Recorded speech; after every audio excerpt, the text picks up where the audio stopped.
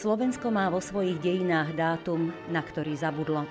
Deň podpísania mierovej zmluvy s Maďarskom, ktorou sa pre Slovensko de jure skončila nielen Prvá svetová vojna, ale aj uhorské jarmo. 30. október 1918, keď v turčianskom Svetom Martine prijali Martinskú deklaráciu, by bol bez 4. júna 1920 len prázdnym dátumom. Príchod Prvej svetovej vojny Maďari privítali, chceli mať po jej skončení čisto maďarský štát. Na konci vojny však bolo Maďarsko na strane porazených a Uhorsko zaniklo. Jeho predstavitelia napriek tomu robili všetko preto, aby žalár národov zachránili. Ich propaganda pracovala na plné obrátky. Maďari chceli rozptýliť údajne mylnú mienku, že sú utlačovateľmi národností. Hlásali, že Česi chcú vylúpnuť z koruny svätého Štefana prekrásnu perlu.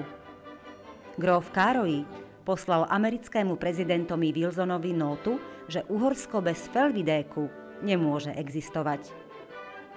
Bolo vôbec možné za takých okolností brať vážne Károlyho ponuku autonómie Slovenskej národnej rade? Dokonca v čase, keď maďarské vojsko obsadilo Martin a zatvorilo jej predsedu Matúša Dulu. Po úvodnom šoku z Martinskej deklarácie sa Budapešť rýchlo spamätala. 13. novembra 1918 vyhlásila mobilizáciu, vojensky obsadila celé Slovensko a účtovala s nespokojencami. Tesne po vojne zastrelili Maďari viacerých národne uvedomelých Slovákov.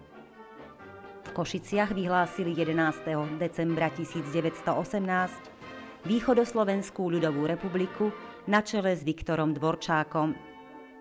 Ponúkali teda Feldvidéku autonómiu, ale vyskúšali aj možnosť pripojiť sa k bolševickej revolúcii. Z väzenia vypustili Bélu Kuna.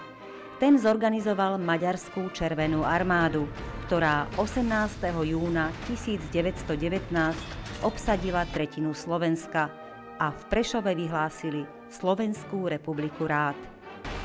Tá našťastie trvala iba do 5. júla 1919. Úsilie Maďarska bolo márne. Víťazní spojenci zvolali mierovú konferenciu 12. januára 1919 do Paríža. Porazeným Nemcom, Rakúšanom, Bulharom, Turkom a Maďarom predložili návrhy mierových zmlúv, ktoré menili hranice štátov. Nemecko stratilo 1/8 územia a 1/10 obyvateľstva.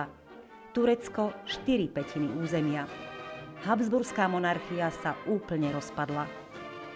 Maďarsku pripadlo z Uhorska 28% územia a 8 miliónov obyvateľov, zatiaľ čo 13 miliónov Uhrov sa stalo občanmi nových štátov. Maďari sa tuho vspierali.